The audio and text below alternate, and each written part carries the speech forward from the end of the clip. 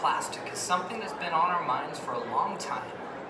And, it's amazing if you think about it. Imagine filling this entire room with plastic. This amount of plastic entering the ocean every single day. And it's crazy that we call it a plastic problem. But really, it's a human problem. And a problem that everyone can play a part in solving. So when we started to look at how do we solve this problem, how do we take a root cause business solution to stopping ocean plastic, we started with a childhood metaphor. That is simply, if you walk into the kitchen and the sink is overflowing, water pouring on the floor, and all you have is a bucket and a mop, what do you do first? And the answer is simply, you turn off the tap. And we started to look at how do we turn off the tap? Where is this plastic coming from? And what we uncovered, and that 80% of most of ocean plastic is actually coming on land in developing countries where there's almost no waste management systems. And we started to explore how is this happening? This is a picture I took in Peru, where as soon as it rains, all of the plastic will be washed into the river and flow into the ocean.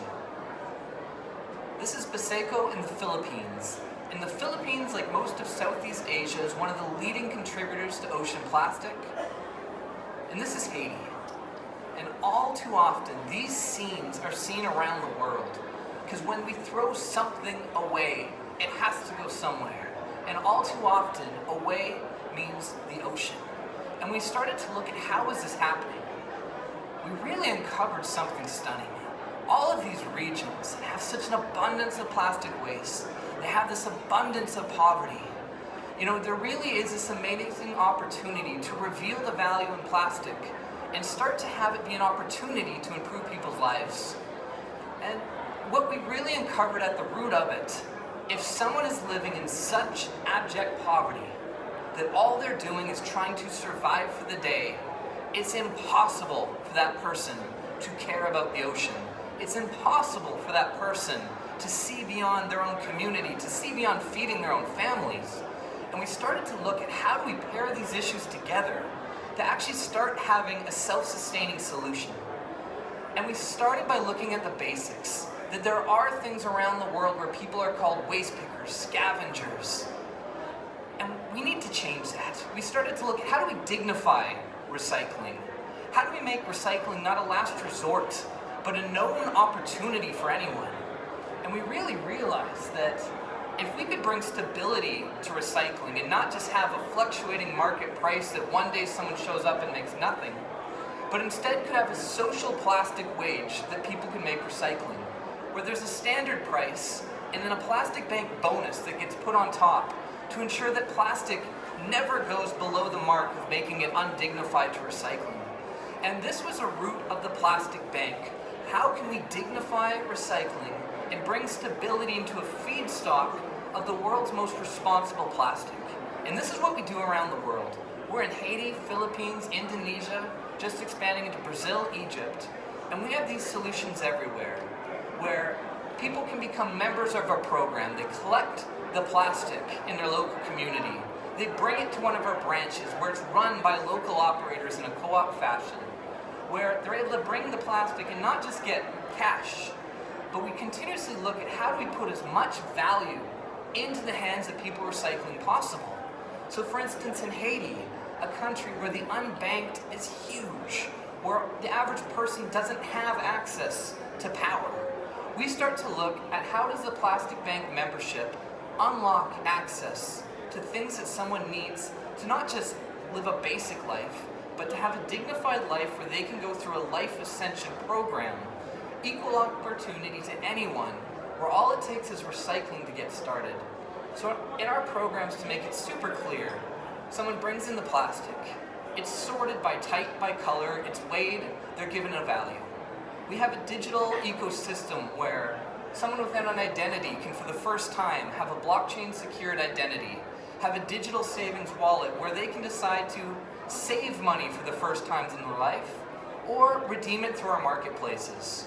Most of our branches operate very much like a local community market where someone can get food, they can get basic supplies, and we continue to look at how do we transfer more value into their hands.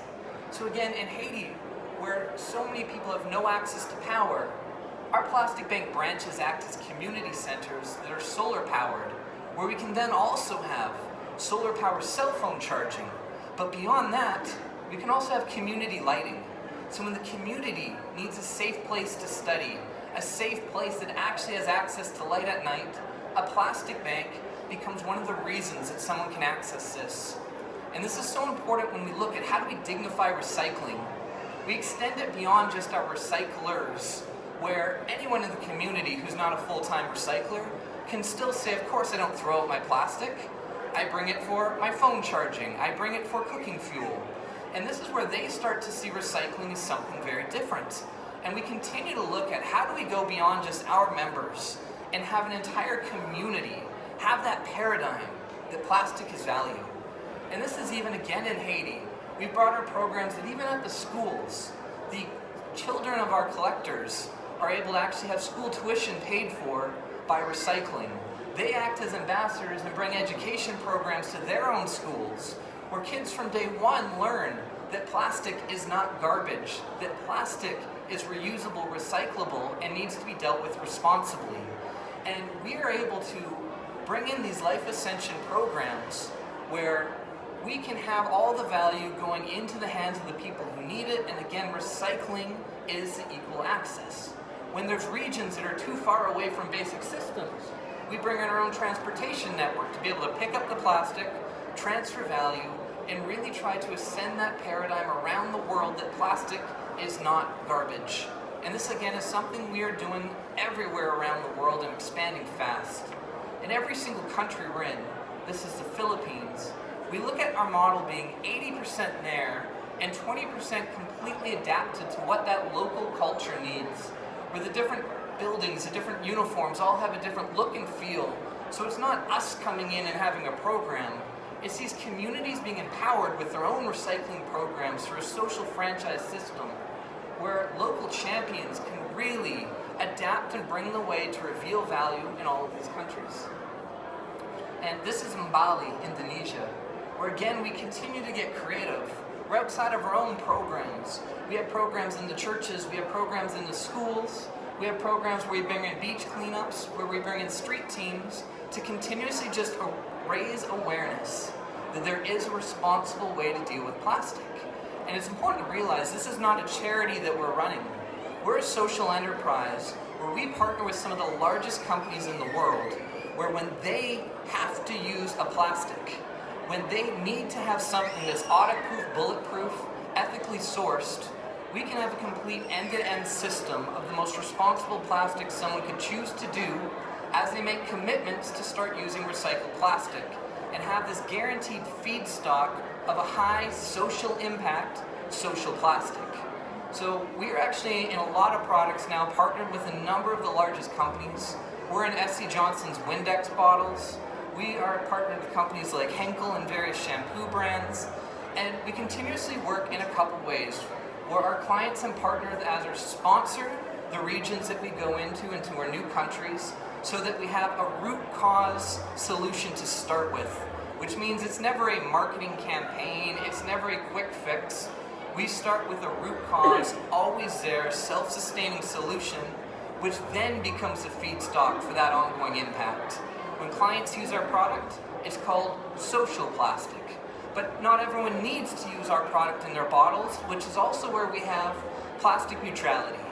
We have a way that any product doesn't necessarily need to use our plastic, but because it was made, it can now extract a kilo of plastic around the world, where at least if someone has to use a plastic, they can be extracting more than they use as they work on using less and less. And this is something we've introduced into products, we've introduced into companies, but we've also introduced to people, where a person can go plastic neutral, where you can help extract more plastic than you use as you continue to work on your own recycling habits. And we've introduced a number of different product lines as well, where anything to show that you're an ocean champion always goes towards extracting plastic. So for us, even with our own bracelet line, We extract 20 pounds of plastic for every bracelet that we sell, and we continuously look at more ways where it's not just us, it's not just our communities, where everyone can have a local action for global impact. And again, we try to do this in the most authentic and transparent way possible.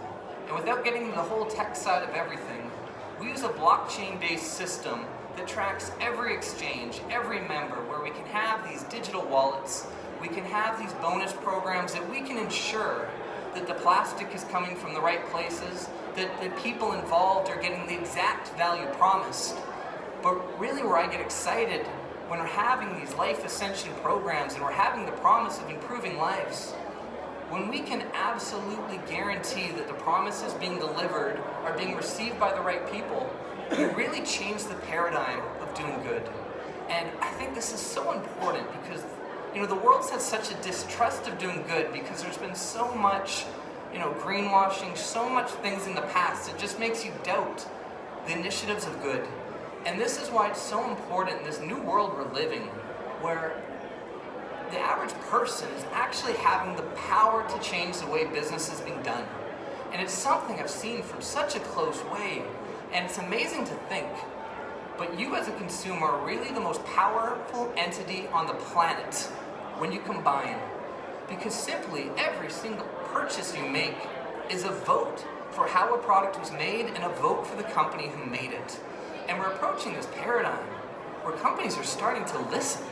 And it's amazing if you think where it's so simple that if everyone stops buying a product, that product stops getting made. If everyone stops buying from a company, that company will go out of business. And we're finally at the point now where if everyone is asking for the right things, corporations are starting to compete to meet that demand because simply corporations only exist to meet the consumer demand. And this is the way we really unite the entire world to be a conduit for a solution to ocean plastic, where anyone can play a part with a local action and a global impact by using their voice, using their vote, and really just finding the best way to play a part. So we have a booth over there, and if anyone would like to learn more about Plastic Bank, how they can make a local action, I invite you to come and talk to us. Thank you.